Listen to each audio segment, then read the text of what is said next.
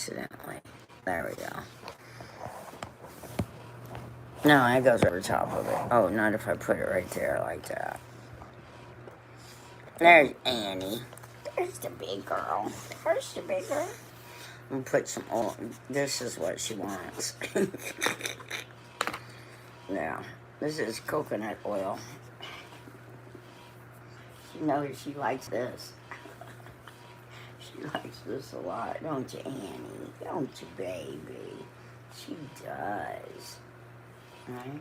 Yes, you do. Let me get that out of your eye.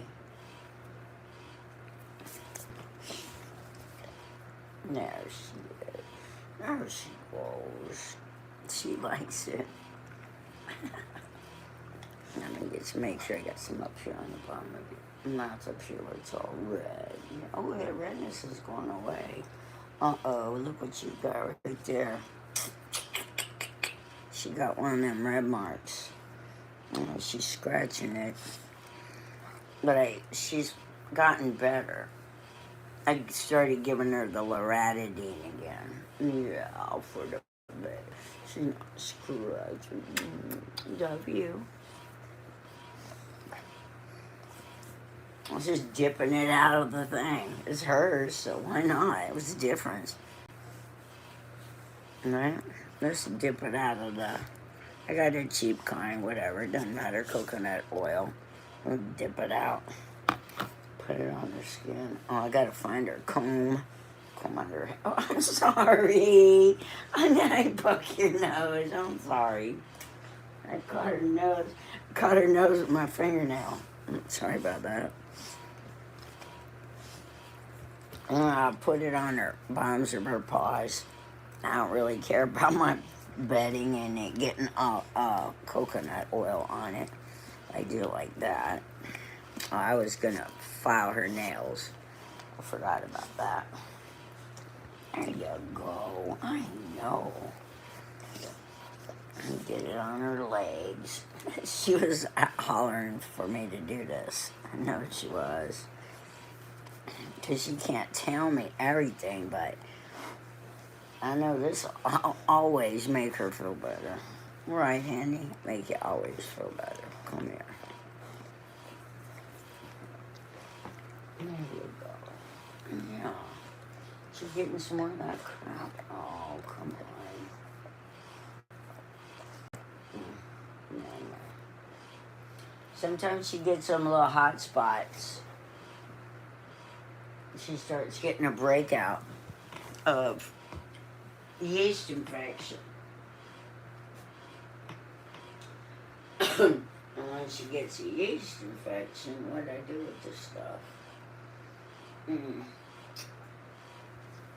Where'd it go? Oh, it fell off. It's over here somewhere. I don't know what it is. Oh.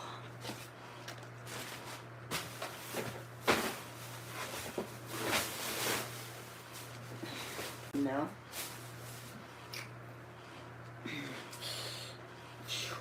I don't remember where I seen it last. Oh well. It'll be alright. This stuff right here, my Conahex Trias, it's a chlorhexidine, glycinate, mycosinate, I don't know. Anyway, it works. You can put this in a spray bottle, mix a little water with it.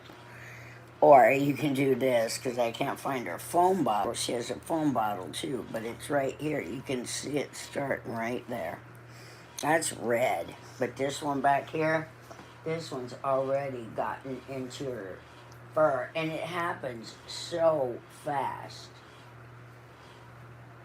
And it's not in places where she's scratching it. So I put a little bit of that on it, and it kills the whatever is causing the yeast infection. Because otherwise, patches of her hair come out, and people are like, what's wrong with your dog? She's killing patches on her. I'm like, yeah. Yeah, it's pretty disgusting.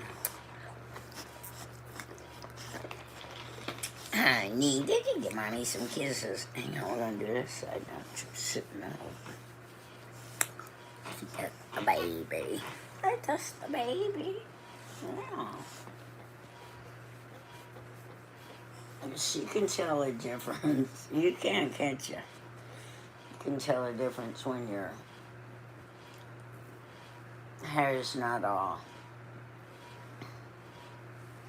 underneath of her arms. Come on, let's get you there. All right. Her ears. I do her ears. I'll do inside of her ears too.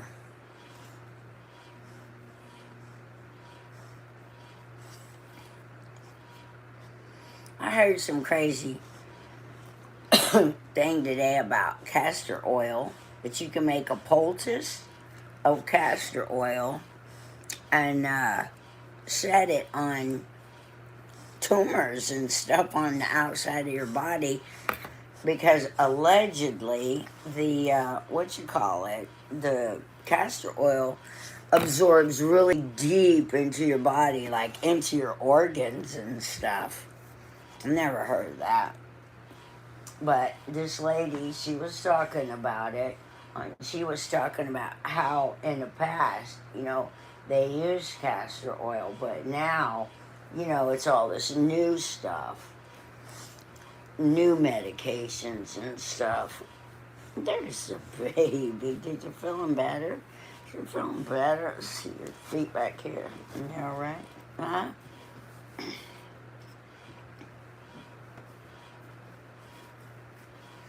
Underneath that, aren't you?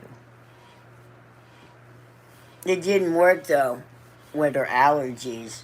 The coconut oil won't work with her allergies.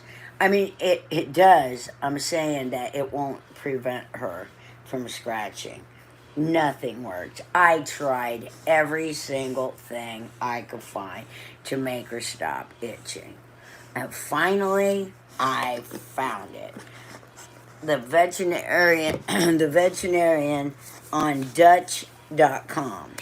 That's an online veterinarian service where you could pay something like $100 a year. I can't remember exactly what it was, but you get unlimited appointments with the vet. Yes, you don't get to see them, or no, you don't get to take your dog in to them, but they're pretty thorough, explaining to you, in your what to do in order to check your dog. And they're there on the video conference with you. And you can take your phone and point it, or flip the camera around and point it at specific things for the veterinarian to see. But anyway, she told me to give my dog loratadine, my allergy medication. It's a thing. It's on, you can Google it. You can DuckDuckGo it. You can Safari it. Brother, people think Google is giving you information. Google is a search engine that takes you to information. And when they say, did you Google it? I say, hell yes, I Googled it. And I DuckDuckGo'd it. And I Safari'd it. And I encrypted it. And fuck yeah, man. I'm not one of those kinds of people that are scared of technology. I'm not scared of, well, let's see, what would I be scared of? I mean, I guess if the situation arose, y'all know what I'm talking about anyway. I'm not scared of learning how to do something. I'm not scared of learning new information and then being able to adjust my paradigm or my thought process or whatever it is in order to accept this new thinking into my presence, because I have had so many paradigm shifts, so many things I thought turned out to be something completely and totally different than what it was. I was like a lot of people sitting around talking about, well, they should just get a job. I did. If I can do it, they can do it. Right? feral people. Those are feral people. When you break away from the rat race, the system, there's something to be had out there. Being homeless and being a free spirit. If people weren't fucking with you all the time. People get mad, they get jealous. They're making more money than me. They're standing on the street corner. Go out there and beg and do what they're doing. Tell me how easy it really is. Please do. Tell me how much money they're actually making. You might be hearing from some that they're making that, but I'm going to tell you right now, 95% of the people are just getting by each day. I don't know how much money you think that they need in order to get by, but, you know, they'd be lucky to get a 10 or a 20, and I hand out 10s and 20s. I hand out 5s.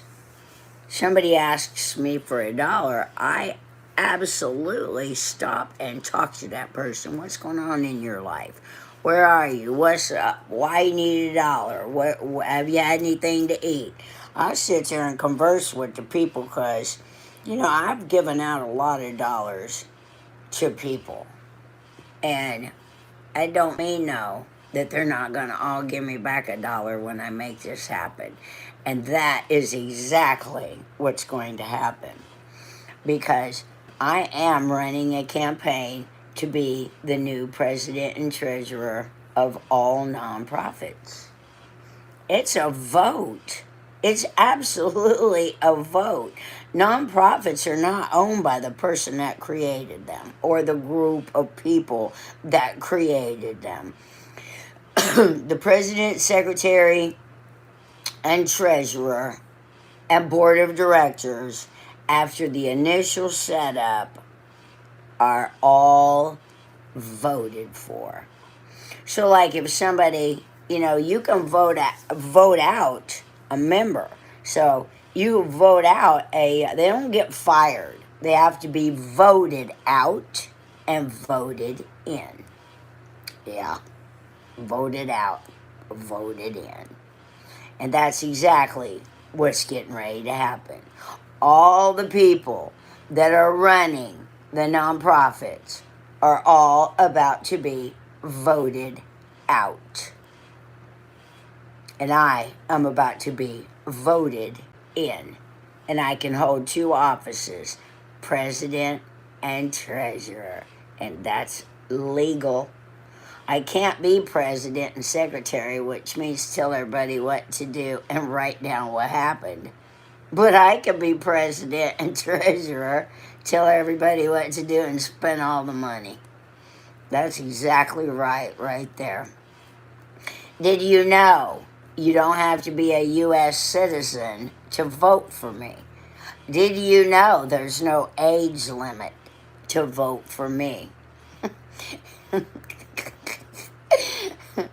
Did you know there's no government bureaucracy to vote for me? Right? 'Cause we're just going to stand up and say, hey, wait a minute here. I like what she's saying. And what she's saying? She's saying that if somebody's hungry and you have the means to feed them and you don't do it, your faith is dead. That's right. Your faith is dead. The only reason you can have a nonprofit is for humanitarian reasons. That's why they don't pay taxes. Because tax money that would be used to help people, they, the nonprofit, are helping people with all the money that they get. But they're not doing that. They're hoarding the money. Nonprofit means no money in the bank if somebody's in need. You cannot save up just in case. Well, what if? You cannot live in a what ifs in business. Not in a nonprofit. I mean, in a for-profit, you could live in a what if all day long, but not a nonprofit. It doesn't work that way. Nonprofits for humanitarian reasons. If somebody's hungry and you got money in the bank and you're thinking that whatever you're gonna fix or do is more important than that person in front of you, then you got your priorities all wrong.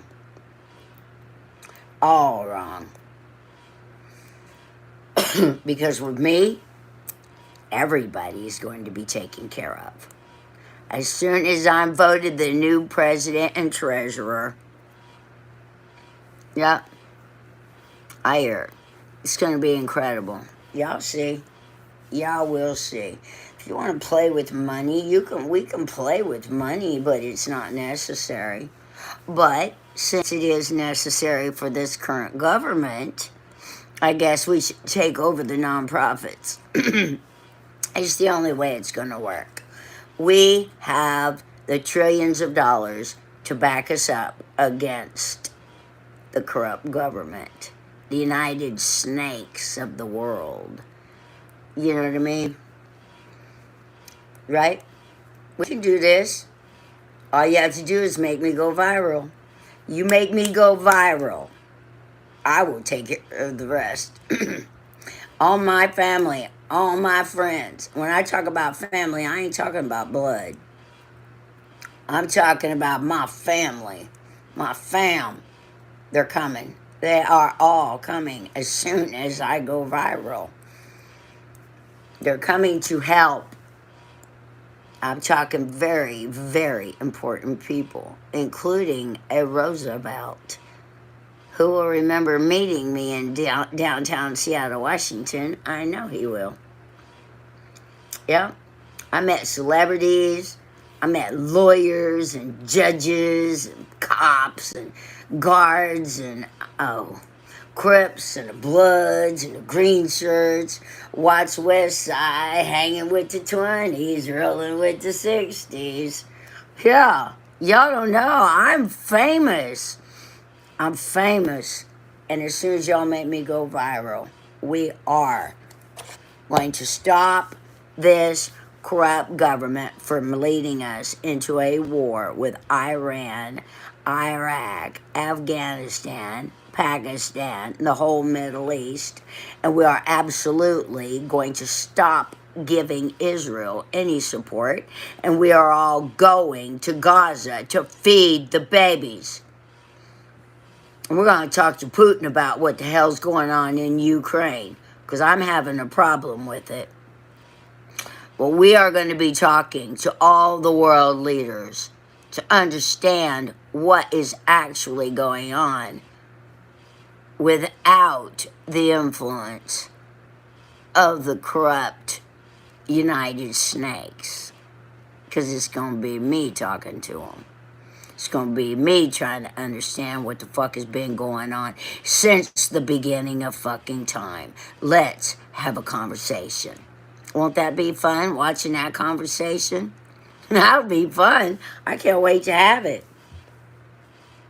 Right? I cannot wait to have it. Yeah, this is crazy great.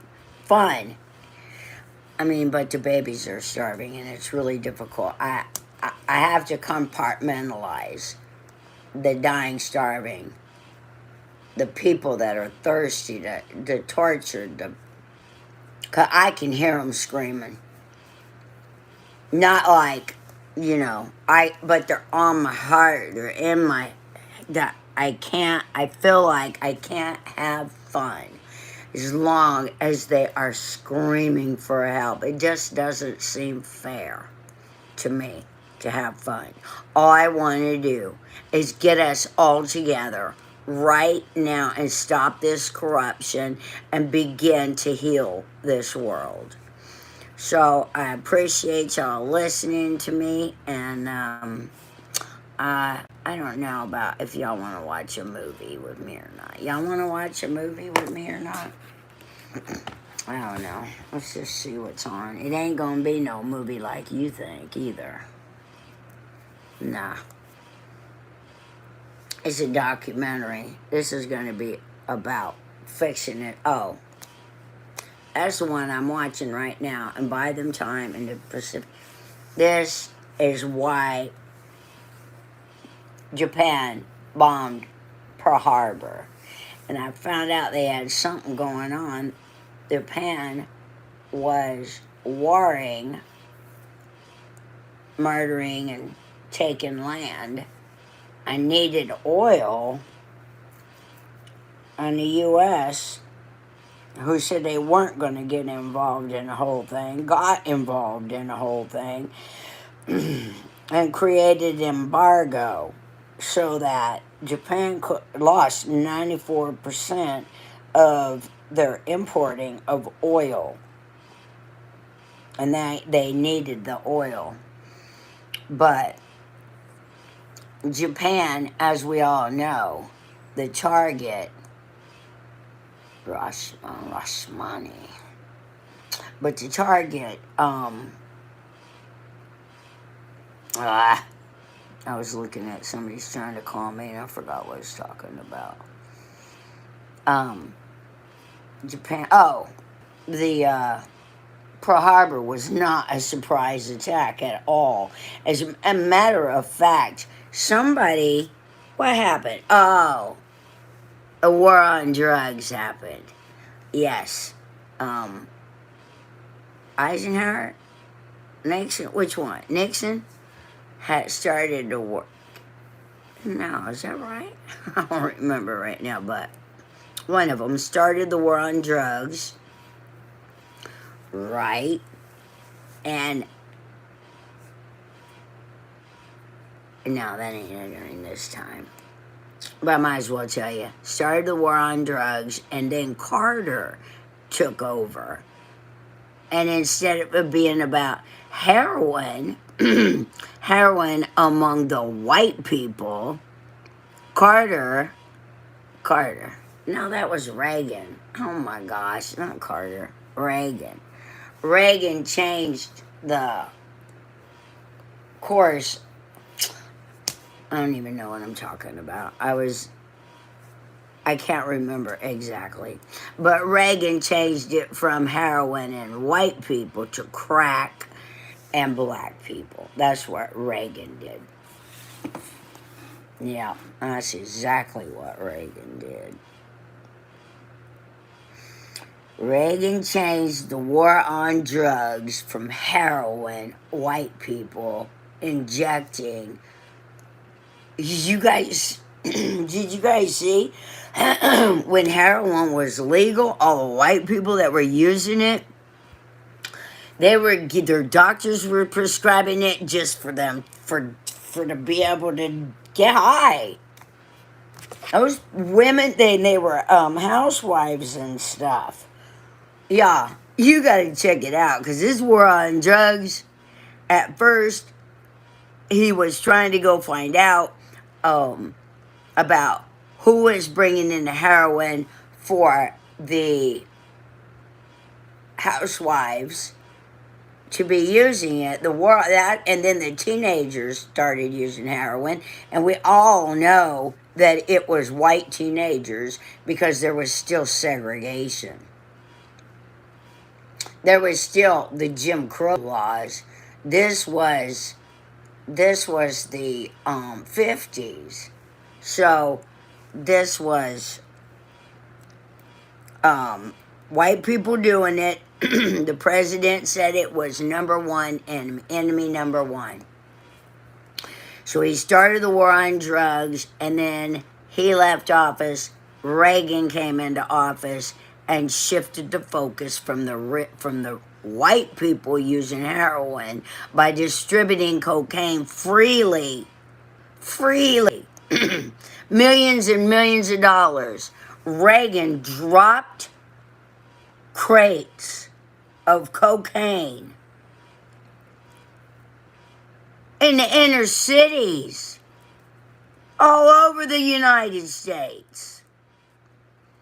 Reagan fucking addicted the black people in the inner cities to crack.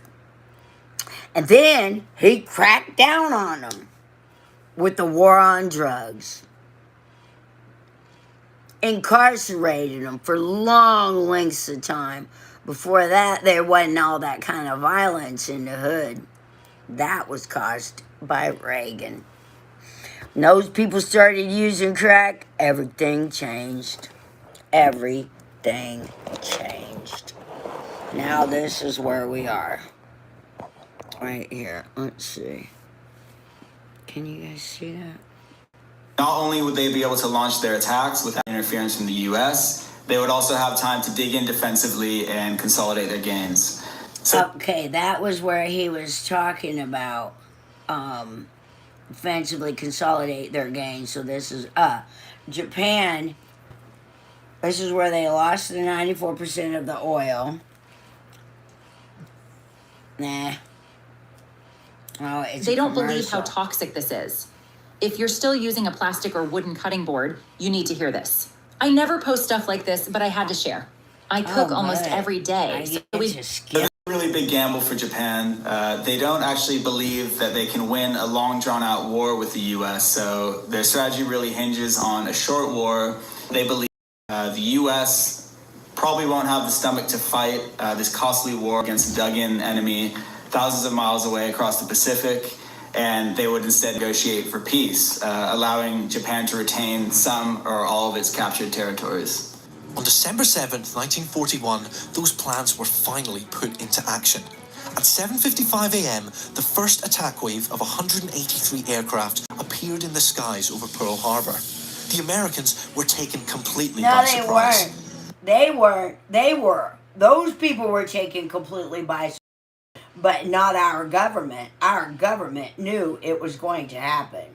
The wave was separated into three groups. The first two groups of dive bombers and fighters targeted the hangars and parked aircraft at the island's airbase. The aircraft there were stored wingtip to wingtip to prevent sabotage, but that made them easy pickings for the Japanese.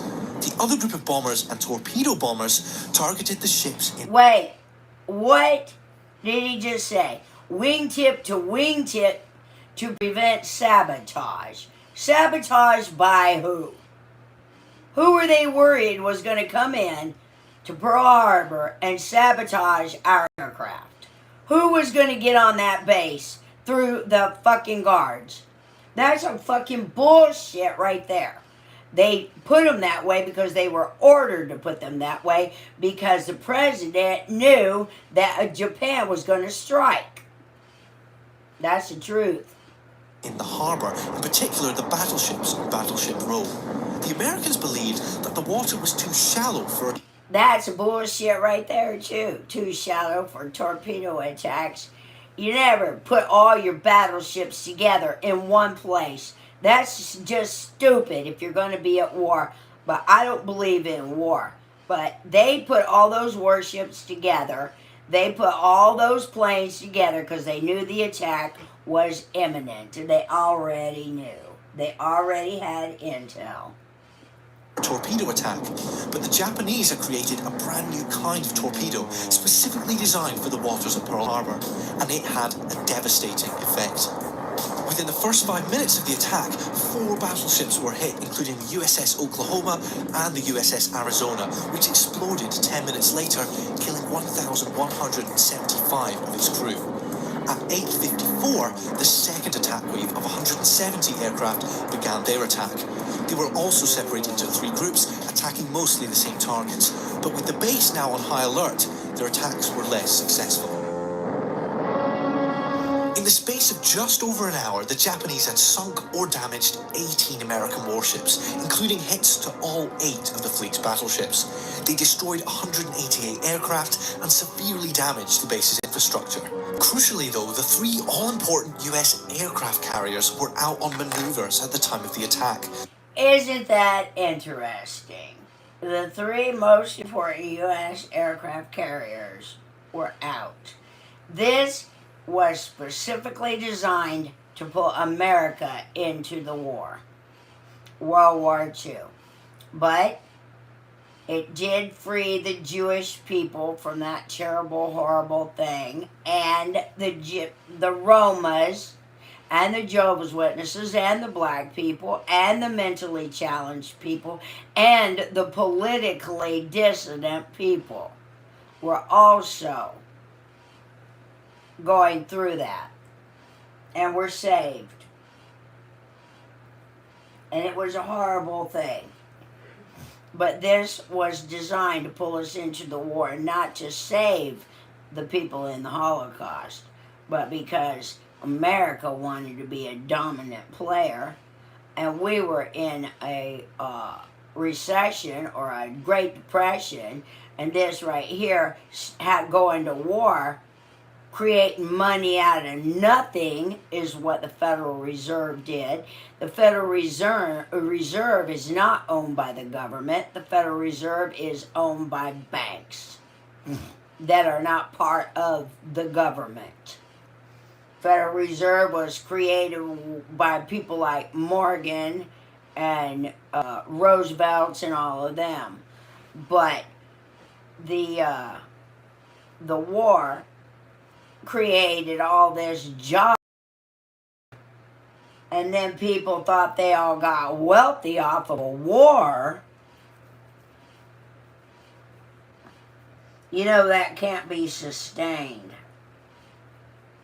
You cannot sustain something like that unless you go to war again and again. But by that time, the jobs have all been automated. There is no more jobs when we go to war.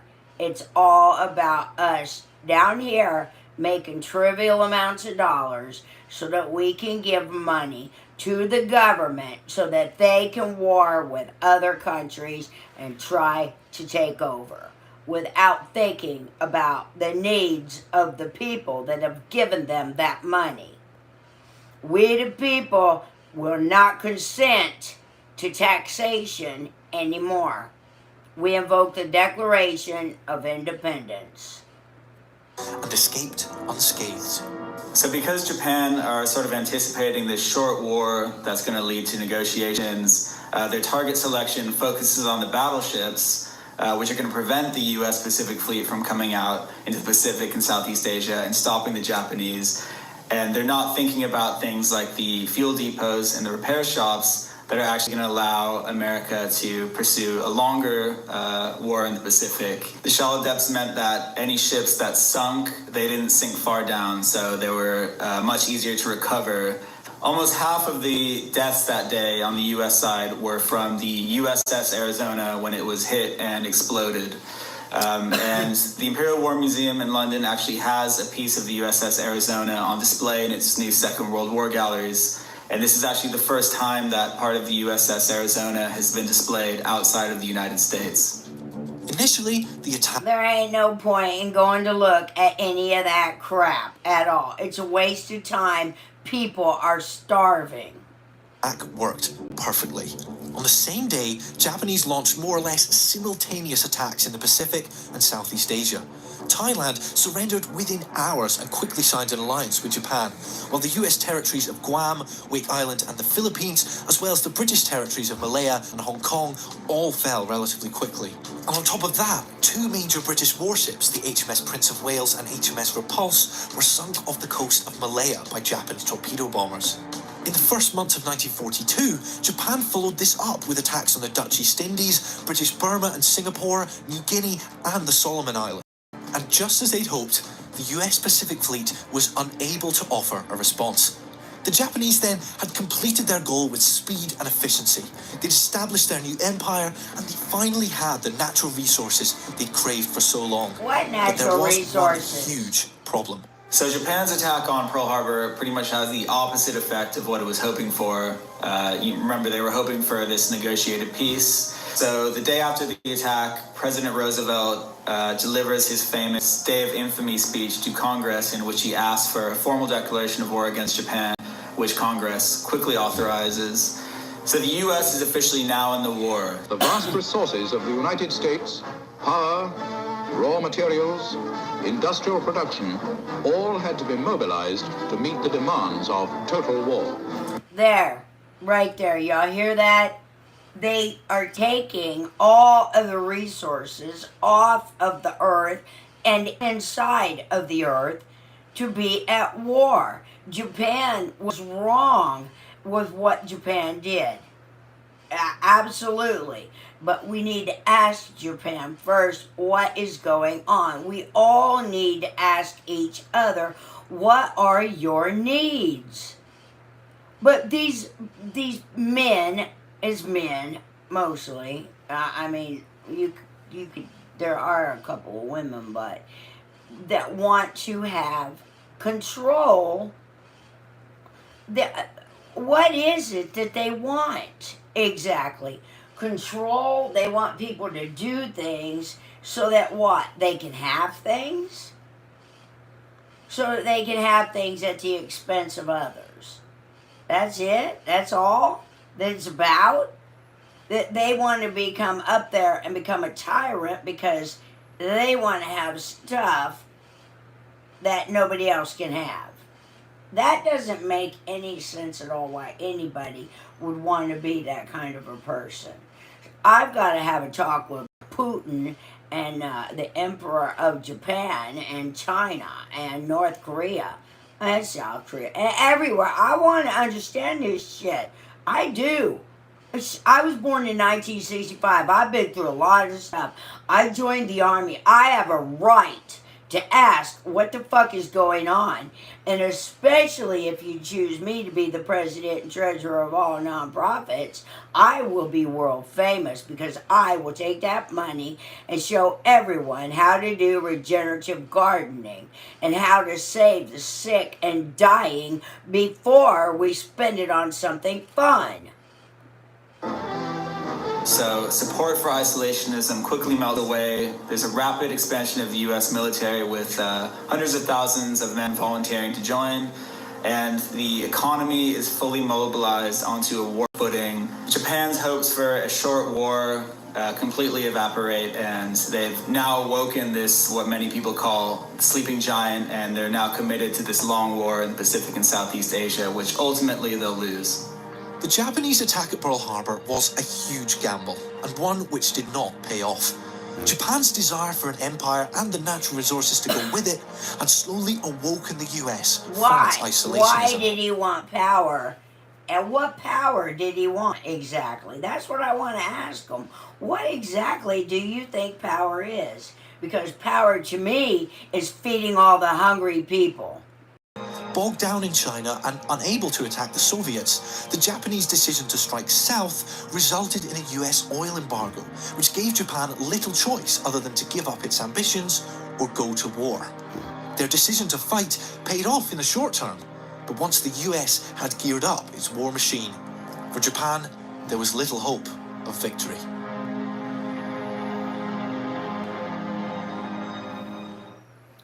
Okay, Arthur Engel Worthington Schmidt. Am I pronouncing that correctly? Call me AI. Great. It says here, AI, that you're looking for full-time work. Is that correct? Correct. Yeah. Preferably something 24 hours a day, 7 days a week. You hear this? Artificial Wow, so intelligence hardworking. shit. I like that. And you've got quite a few skills. Content writing, advertising, sales, data analytics, customer support, branding, social media, IT, legal, administration. I also do art and video content too. Art and video content. Did you hear all the things that AI is doing for people? No one, but a lot of people are not doing their own original work anymore. Nothing can be trusted at all. But you can trust me to take over the nonprofits. And then that shit right there, nobody will need any of it that way. Nobody will need AI anymore. Wow, how fast do you type? 3,000 words per minute. Well, AI, I gotta say, I really love your ambition. In fact, it seems like you could do the work of a dozen people. I just want to make sure that you don't want to come in and try to take anybody's job. Totally understand. I actually get that a lot. But I'm not here to replace anyone. I'm here to make their work better and their lives easier.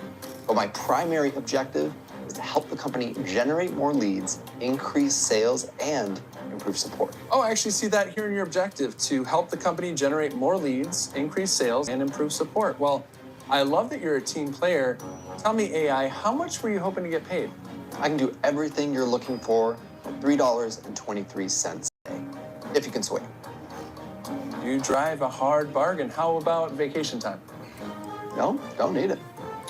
Benefits? Yeah, What if I told you there's a river in the Amazon that literally cooks anything alive that falls into it?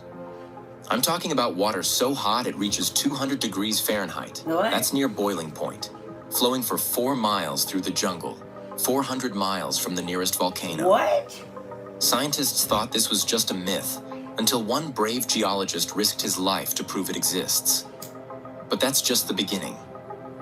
Did you know there's an entire continent twice the size of India hiding beneath the Pacific Ocean? No. I'm about to blow your mind with 50 geography facts so unbelievable, so absolutely insane, that you'll question everything you thought you knew about our planet. Some of these discoveries are so recent that most people have never heard of them. If you're ready to have your reality completely shattered, smash that subscribe button and hit the bell icon, because what you're about to discover will leave you speechless. Okay. Trust me, your friends won't believe half of these facts. Let's dive right in. Fact 1. The River of Death. Deep in Peru's Amazon rainforest flows the Shanai Timpishka, a river so hot it kills everything that enters it. This thermal river reaches temperatures between 120 degrees Fahrenheit and 200 degrees Fahrenheit, stretching for 3.9 miles with depths of nearly 15 feet. Wow. Any animal that falls in is instantly cooked alive. The mystery? There's no volcano for 400 miles, yet geothermal springs deep underground create this deadly natural phenomenon. Fact 2. Earth's lost continent. Zealandia is a continent twice the size of India that's been hiding in plain sight beneath the Pacific Ocean. 94% of this massive landmass is completely submerged, with only New Zealand and New Caledonia peeking above the waves. Scientists only officially recognized I don't Zealandia care as a about continent this. in 2017, Nah. despite it being right there all along. This underwater continent broke away from Australia around 85 million years ago, and slowly... Do you want to know where to invest $1,000 right now? No. Well, forget about AI. Yeah, quantum computing, invest in electric me. Vehicles, cryptocurrency. Monarchy. A monarchy is a type of government ruled by a monarch, which is often a king or a queen. The monarch's role is passed down through the same family, from generation to generation, often going to the oldest child. Major countries operating under a monarchy include the United Kingdom, Japan, Spain, Sweden, and Saudi Arabia. There are multiple forms of monarchies. For example, symbolic monarchy, where the monarch has no political or economic power, like the United Kingdom. Instead, the country is run by a parliamentary government led by a prime minister. On the other hand, an absolute monarchy is where the king or queen has the power to make all the important decisions in a country. The disadvantage of a monarchy is that it can lead to unsuitable leaders who came to power because they were the heirs. This often leads to a lack of democratic governance and the potential for abuse of power. Socialism. Socialism is a form of government wherein the workers or laborers are allowed to own property, but the distribution of goods and services is controlled by a central government. The government's goal is to distribute all of the goods and services equally to ensure everyone in the country has the same opportunities as everyone else. Some of the more common examples of socialist states are the People's Republic of China and the Republic of Cuba. While most socialist states call themselves republics, they usually follow the fundamentals of socialism, where labor and property are equitably distributed and there are no social classes or hierarchies. The reason why socialism is not as popular as some forms of government is the lack of incentives. If someone gets the same resources as someone who didn't work as hard, there's no point in working harder. This can potentially lead to the nation's failure, especially if no one is willing to work hard to get better incentives. Democracy. A democracy is when a country believes that the citizens are the supreme rulers of the nation. Democracy is as old as human civilization itself, but first appeared in the ancient political and philosophical teachings of the people of Athens. In a democracy, the people are the ones who determine the leaders and the laws of the land through a majority vote. It also provides an environment wherein fundamental human rights are respected and the people are allowed to exercise their free will. Some of the most democratic countries in the world include Norway, Sweden, and New Zealand. However, the problem in a democratic country is that it can be too unstable due to constant leadership changes. Autocracy.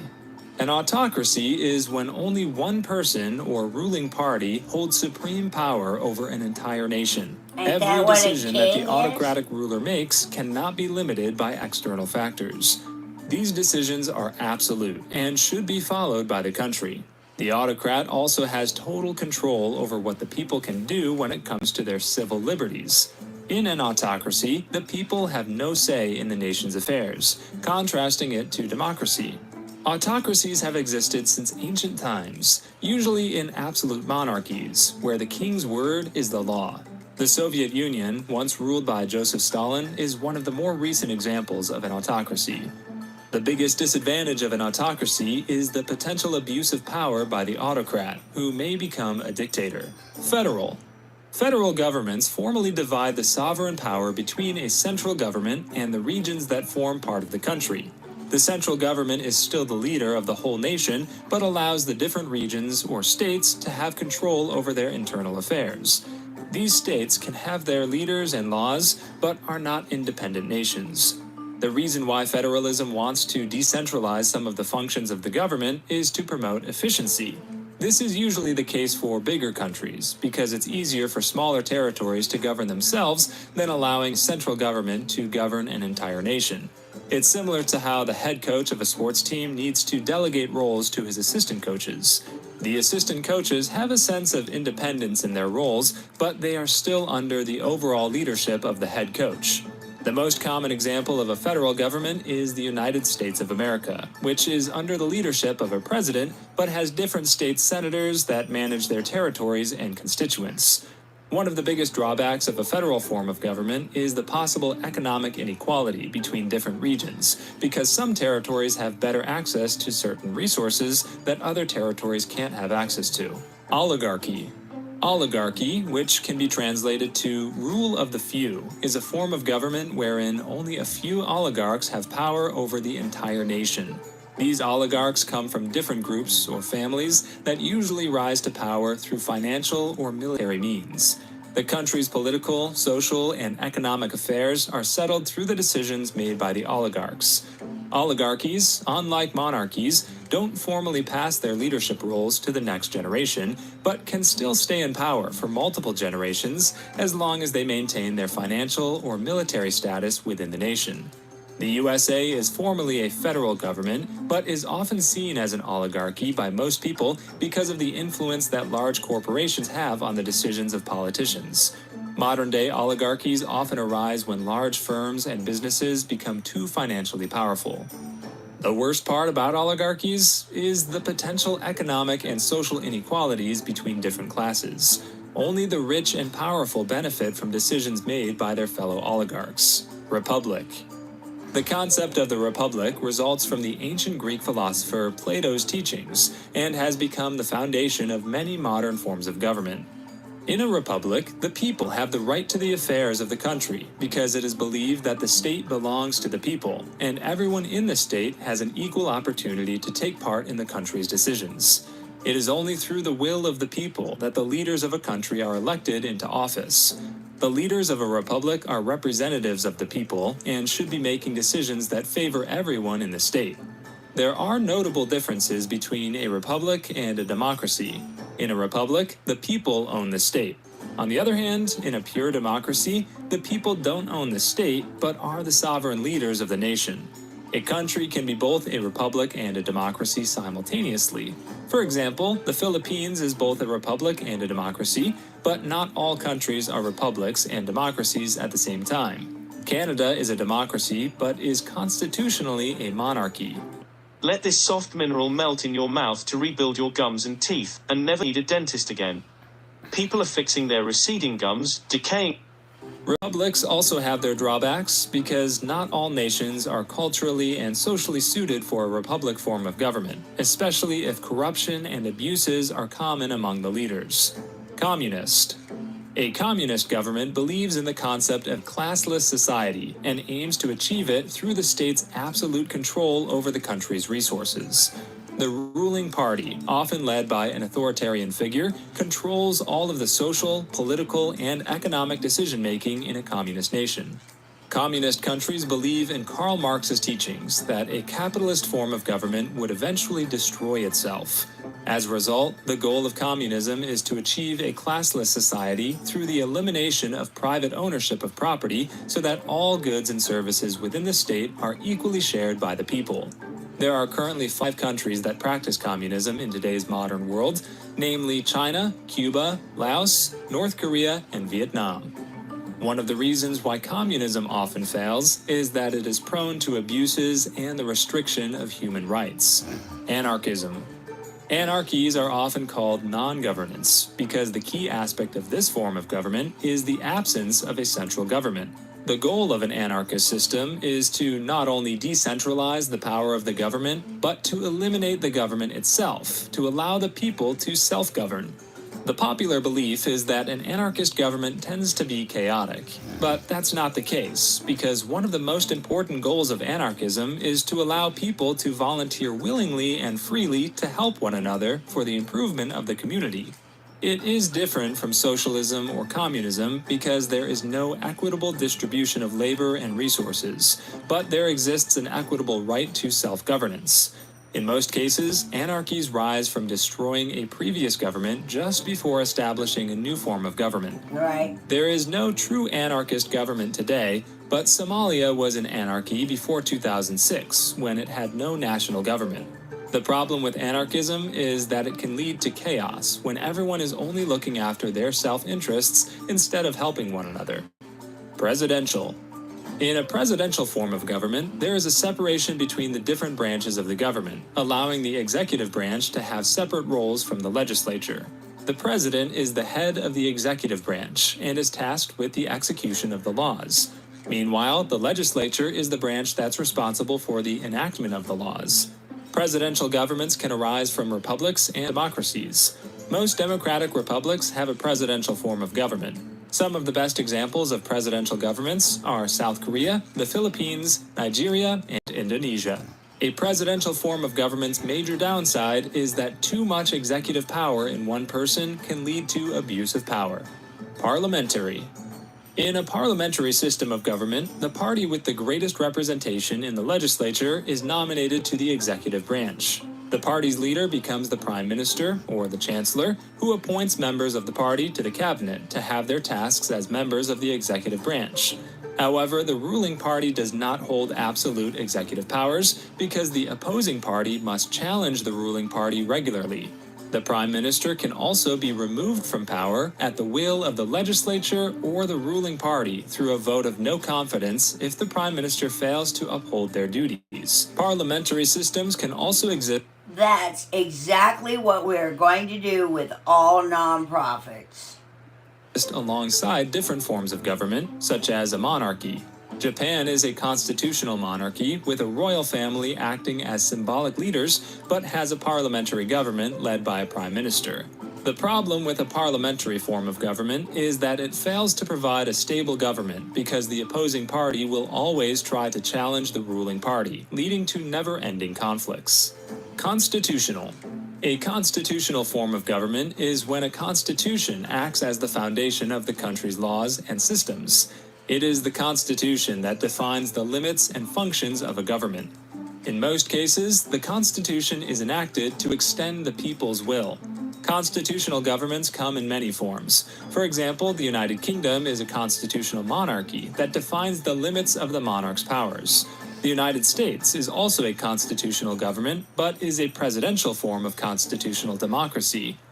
However, the major weakness of a constitutional form of government is that every system or law in place has to be consistent with the Constitution. The Constitution has to be amended if vital laws need to be passed but are inconsistent with the Constitution. Totalitarian. The term totalitarian was originally coined by Benito Mussolini, who led the fascist state of Italy during his reign from the 1920s to the 1940s. A totalitarian system of government is when the government seeks to control everything within the country. This does not only include the political and economic matters of the country, but also the beliefs and values of the citizens. Theoretically, the freedom of the citizens in a totalitarian regime is suppressed. Totalitarian government abides by the belief that everything within the state should fall under the control of the state, and that no one in the state should ever go against the state. One of the best examples of a totalitarian regime in modern times is North Korea, which follows a totalitarian republic ruled by the Kim family for 3 generations already.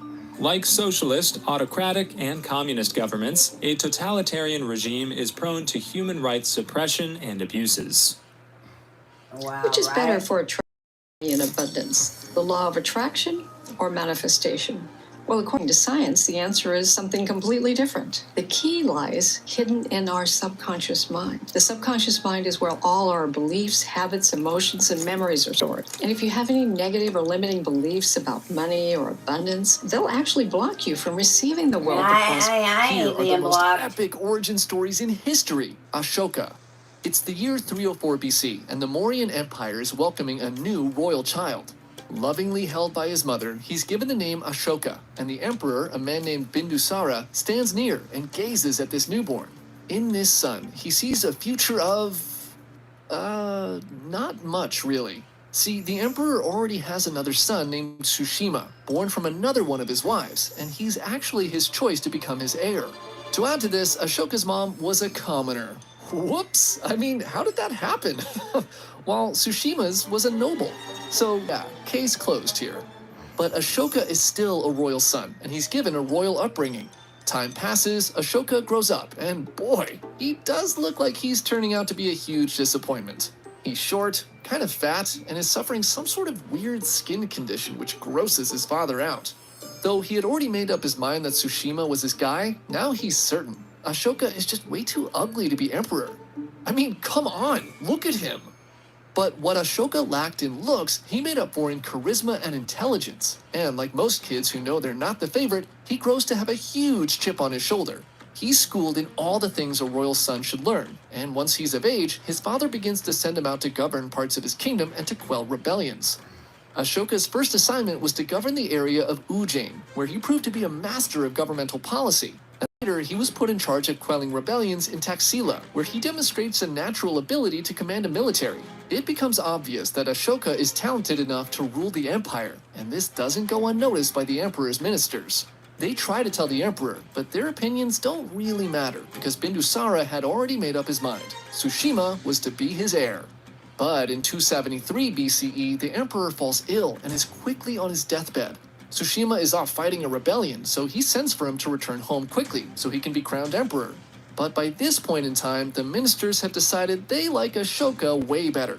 They think Tsushima is a spoiled brat, and they've watched Ashoka kill it, both governing and on the battlefield. So they lie to the emperor and say that Ashoka's sick and can't go, and that maybe he should just make Ashoka the emperor temporarily while he's waiting for Tsushima to return. The emperor's like, "Did I fucking stutter?" At which point, legend says Ashoka proclaims, "If the throne is rightfully mine, the gods will crown me as the next emperor." And just like that, Bindusara dies instantly and Ashoka is made emperor. How convenient. When Tsushima returns back to the capital, he's led by the ministers into a trap and falls into a pit of charcoal and dies an agonizing death. Oh. Ashoka then goes off and kills every single one of his other brothers, except one he kind of liked, to ensure he would have no competition. And so, in 268 BCE, Ashoka is crowned emperor, and he quickly proves all of his father's ministers were completely wrong, and becomes an unhinged tyrant who rules with fear and terror. His atrocities are too many to list, but here are some of his greatest hits. He once gave his ministers the impossible task to cut down every flowering or fruiting tree, and when they failed, he chopped off all their heads himself. Oh my god, we should have totally gone with Tsushima. This other time, while walking through a park with his concubines, he sees a beautiful Ashoka tree, which puts him in the mood for some afternoon delight. The concubines are so grossed out having to touch his gross skin that as soon as Ashoka fell asleep, they go and chop all the flowers off the tree to make sure it won't happen again, which I find hilarious. But when Ashoka wakes up and finds out what they did, he has them all burned to death. And perhaps as pièce de résistance, he constructed a beautiful palace, which he then fills with the most evil torture devices imaginable. Oh my burning gosh. pits, fire chambers, molten metal for pouring down throats, Oh my spiked gosh. walls and ceilings for impaling. Rotating blades for chopping off body parts and iron hooks for hanging were all said to be found within the walls of this palace that's given the name Ashoka's Hell. No one who enters the palace ever comes out alive. Wow. It did evidently have a beautiful garden in front of it, though. Now, at this point, you may be wondering, why are you even talking about this psychopath anyway? Well, it's because, believe it or not, he's often referred to today as Ashoka the Great, one of the greatest and most beloved rulers in the history of India, and his redemption arc begins in 262 BCE. Ashoka has dreams of surpassing his grandfather and father, who had successfully grown the Mauryan Empire to encompass nearly the entire Indian subcontinent, modern-day Afghanistan and Bangladesh. For his first conquest, he sets his sights on the kingdom of Kalinga, an unconquered area located on the eastern coast of India that his grandfather had once tried to take, but failed. The Kalinga were a proudly independent people who had wealth, trading ports, and a well-trained military, and defeating them would be a great first step to show he'd surpassed his forefathers. So, Ashoka takes an army of 600,000 infantry, 30,000 cavalry, and 9,000 war elephants and attacks Kalinga with the entire might of the Mauryan Empire. The Kalinga, though heavily outnumbered, refused to surrender and fight bravely to the end in a desperate but ultimately failed attempt to defend their homeland. The war does not last long, but is literal hell on earth, and the death and destruction are at levels unseen until World War II. The Mauryans win the war, but at a heavy cost, and when Ashoka goes to the battlefield to bask in his greatness, he's instead horrified by what he sees. The bodies of over 100,000 dead Kalinga soldiers litter the ground. Every step he takes is into a pool of festering blood. The stench of rotting flesh is unbearable, and the swarm of flies feasting on the corpses is deafening.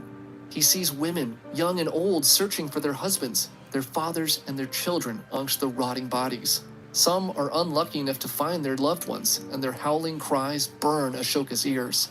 He was not the first nor the last ruler to be confronted by the harsh realities of war. But in this moment, he's perhaps one of the few rulers in history who was filled with a deep sense of remorse. Was this the greatness he was seeking? Ashoka leaves the battlefield a changed man. He will no longer seek glory through war, and he invests himself wholly in the study of Buddhism. He begins to erect pillars throughout his kingdom with edicts on how he wishes for his people to live, peacefully with respect for one another, no matter their cultural or religious background. For the rest of his reign, he goes on no further conquest. His only goal was peace and the betterment of the lives of everyone living within his empire. He begins to use the empire's treasury to erect shelters for travelers, plant fruit-bearing trees along the main roads to feed the needy, and digs irrigation systems to provide clean water for everyone. Through his efforts, Maurya grows prosperous and enjoys peace that lasts for decades. He funds Buddhist missions out of India in an attempt to foster world peace, and his efforts spreads the philosophy throughout Asia. When India regained its independence from British rule in 1947, Ashoka's chakra was chosen as the central icon of the country's flag, Cyrus the Great. It's 600 BCE, and a king named Astyages is lying awake in bed, troubled by a strange dream. In his vision, he saw an ocean of water flowing from his daughter that swept through not only his kingdom of Media, but flooded all of Asia as well. The next morning, he's still troubled by this dream, and he seeks counsel from his magi, whose interpretation chills him to the bone. The dream was an omen that the offspring of his daughter would one day challenge him for the rule of his empire. To prevent this, he quickly marries her off to a mild-mannered Persian king named Cambyses I. Phew, ain't no way any great conqueror is gonna come from Persia. But just a year after the marriage, Astyages has another dream. This time, his daughter stands before him and vines suddenly begin to grow from her back. The vines grow so large that they entangle all of Asia. Astyages is again freaked out, and again he goes to see his magi, who confirms his worst fears. The son of his daughter will dethrone him and go on to rule an empire that stretches to the four corners of the world. The words of his magi scare the crap out of Astyages, and he decides then and there that he'll do everything he can to ensure this prophecy never comes true. But before he can even think of a plan, his daughter becomes pregnant and gives birth to a boy. Astyages orders his most trusted general, a man named Harpagus, to immediately travel to Persia and kill the child. Loyal to his king, the general makes the journey, rips the infant from the hands of its mother, and walks away as she begs for him to stop. Harpagus carries the baby out of the city, but as he looks down at the newborn, he finds he just doesn't have it in him to take the life of an infant. So instead, he gives the baby to a shepherd and tells him to go leave it in the woods to die. As ordered, the shepherd takes the baby and carries it off into the woods. But unknown to Harpagus, the wife of the shepherd had just given birth to a stillborn child. As he walks into the wood, he stares into the eyes of the infant, and he can't help but to think of his own child and what could have been. The shepherd decides to disobey Harpagus and brings the baby home, and he and his wife decide to secretly raise him as their own. They name the boy Agradetes, and the shepherd buries their own stillborn son and gives Harpagus the location of the body. As far as everyone else knows, the matter's settled. The royal infant is dead. So Agradetes is raised in the countryside away from the royal family, completely unaware of his lineage, and he grows into a strong, charismatic boy. One day, at the age of 10, he's playing with some other kids, and in their game, he gets named the king. As king, he orders around the other boys, and they all play along, except this one kid who was the son of a Median noble. When the kid refuses to listen, Agradetes orders the other boys to rough him up to teach him a lesson for not listening to their king. The noble boy goes home crying and tells on Agradetes, and the boy's dad can't... I thought that was part of the other Teenagers are building businesses with AI, while the only AI you know is ChatGPT. Let's be real. Most people over 40 use ChatGPT like it's Google. Copy, paste, ask a basic question, move on. Imagine transforming this into this. For over a century, that's exactly what Australia planned to do with its sun-scorched interior. Create a vast inland sea stretching 1,000 kilometers across the outback. Australia nearly spent $200 billion to create its own Mediterranean Sea in the middle of the desert, a project that would have changed the climate of an entire continent. Sounds like a scene from Mad Max Fury Road meets Waterworld. Interestingly, what many Australians don't realize is that an inland sea actually existed here once. The ancient Eromanga Sea covered much of Central Australia 140 to 100 million years ago, home to prehistoric marine reptiles and giant ammonites. In a sense, these inland sea dreamers weren't creating something new. They were unconsciously trying to restore what nature once built. But here's the surprising part. Internal documents reveal this failed project has been secretly revived with cutting-edge technology, and climate scientists now believe it might be Australia's only hope against its Achilles heel, catastrophic drought. The question is, would creating this sea save a continent or destroy it? Fast forward to the 1800s. European explorers like Charles Sturt trekked into Australia's red centre, expecting to find a massive inland river or lake. Instead, they found deserts. Sturt wrote in his journal, "I could not help thinking that some great convulsion had torn these regions asunder, but the idea of an inland sea never died." Enter John Bradfield, the Einstein of Australian engineering. In the 1930s, fresh off designing the Sydney Harbour Bridge, Bradfield proposed redirecting floodwaters from Queensland's tropical rivers into the Lake Eyre Basin, a depression 15 meters below sea level. His plan was a 2,300-kilometer network of dams, pumps, and canals to fill the basin, creating a sea larger than Belgium. Think of it as Australia's version of the Panama Canal, but instead of connecting oceans, it would terraform a desert. Bradfield argued this inland sea would cool the continent's climate, generate hydropower, and create farmland rivaling California's Central Valley. But the other thing that it would do is that water would be able to evaporate and rain in that area. That right there is exactly what I'm planning to do. When I take over, I am going to bring the oceans through our cities. We're going to bring them through the areas that are in drought. And we're going to see the porpoises and dolphins and stuff like that going by. It's going to be awesome. Here's the kicker. Lake Eyre already occasionally floods. Every decade or so, monsoonal rains from the north transform it into a temporary wetland. Bradfield's scheme aimed to make this permanent. Why the obsession with Lake Eyre in the first place? Let's break it down its mechanics. Australia's outback is a giant bathtub. The Lake Eyre Basin covers 1.2 million square kilometers, 17% of the continent. Its lowest point, Katy Thonda Lake Eyre, sits 15 meters below sea level. During rare floods, water rushes in from rivers like the Diamantina and Cooper Creek, filling the basin in a matter of weeks. But there's a catch. The basin is endorheic, meaning water flows in but doesn't flow out. In a wet year, Lake Eyre becomes a shimmering oasis. In dry years, a salt-crusted wasteland. To create a permanent sea, you need to overcome 3 hurdles. The first is water volume. Filling Lake Eyre requires 300 cubic kilometers of water, equivalent to 600 Sydney harbors. The second is evaporation. The outback's 40 degrees Celsius summers evaporate water 10 times faster than rainfall. And the third is salinity. Without an outlet, salt would accumulate, turning the sea to a dead sea down under on steroids. For perspective, the Caspian Sea, the world's largest inland sea, holds 78,000 cubic kilometers of water. Bradfield Sea would be 0.4% of that. Still, it's like trying to fill 12 billion Olympic pools in a desert. Bradfield's plan captivated Depression-era Australia. Politicians hailed it as a jobs bonanza. Farmers dreamed of irrigation, but by the 1940s the scheme stalled. But why?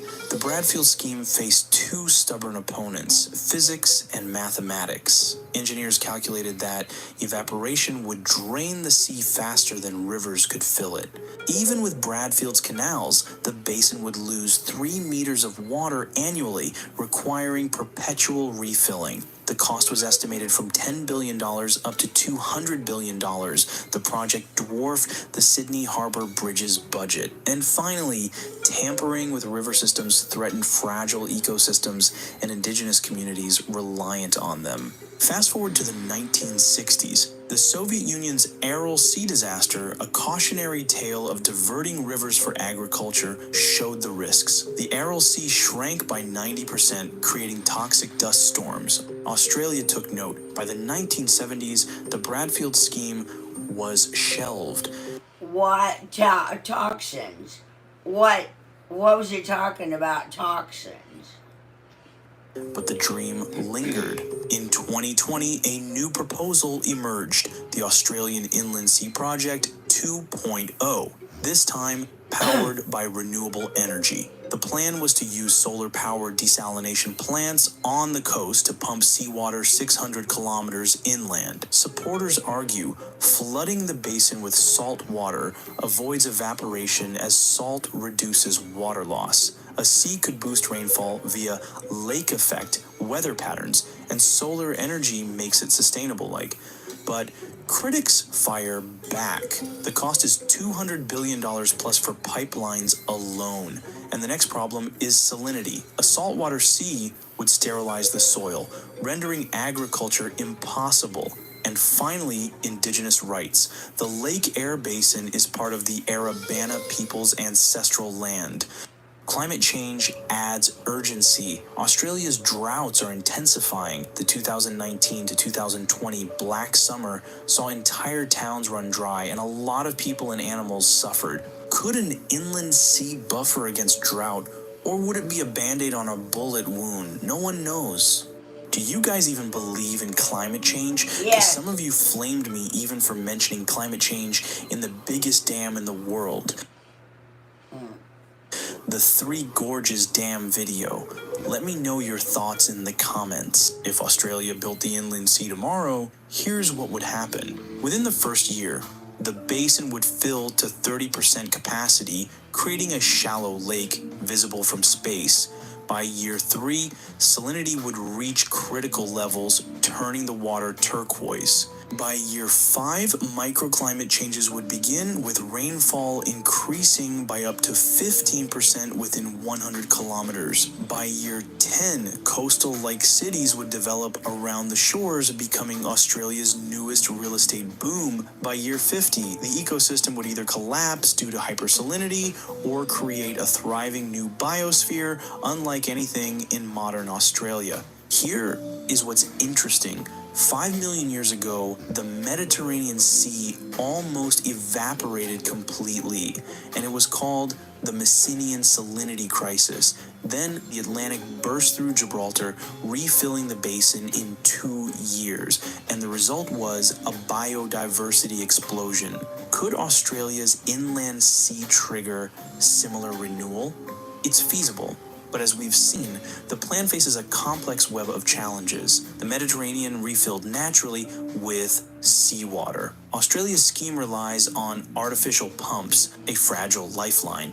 But we have seen similar feats in Egypt's Tasha Lakes, which was created artificially in the 1990s. Or Lake Kariba in Zambia and Zimbabwe. It's slightly smaller than the state of Delaware, and it is the biggest artificially created lake in the world. In 2023, architect firms proposed solar cities around the hypothetical sea, self-sufficient metropolises powered by renewables. Imagine Dubai-style skyscrapers rising from the outback, surrounded by algae farms producing biofuel. To succeed, engineers wouldn't just build dams, they'd erect walls against an advancing force as That is not the way I want to live at all. No, I don't believe in living that way. relentless as the colossal titan, where every blueprint is a battle cry. But let's get real. Current tech isn't there yet. Breakthroughs like graphene filters, which could desalinate water 100 times cheaper, or salt mining the sea's salt for export. Even with these, the project remains a Hail Mary. The biggest hurdle isn't engineering. What if you could install this dead simple trading system and start making $200 to $700 a day in 2024? Our unique SPX strategy is flat out changing lives, and we... It's ethics. The Arabana people call Lake Air Kadi Thanda, a sacred site. Flooding it risks erasure of culture and songlines older than the pyramids. As Elder Aaron Stewart stated, "Our stories are written in this land. You can't drown them." That's right. Economically, the sea might never pay off. The region is stricken with poverty, especially the Aboriginal poverty. It's like ordering smashed avo at a cafe while your mate can't afford toast. Australia's mining boom made it rich without mega engineering. Why gamble on a sea? Australia's inland sea is a Rorschach test of ambition. To some, it's a climate solution. That makes no sense. They're rich, but poverty. To others, a colonialist fantasy. Yet the idea persists because it speaks to humanity's oldest urge to conquer nature. Will it ever happen? Probably not. But as droughts worsen, don't be surprised if the debate resurfaces. That's After not all, going to Australia happen. loves We're an going to do it in a underdog different story, way. and what's more underdog than a desert fighting an ocean?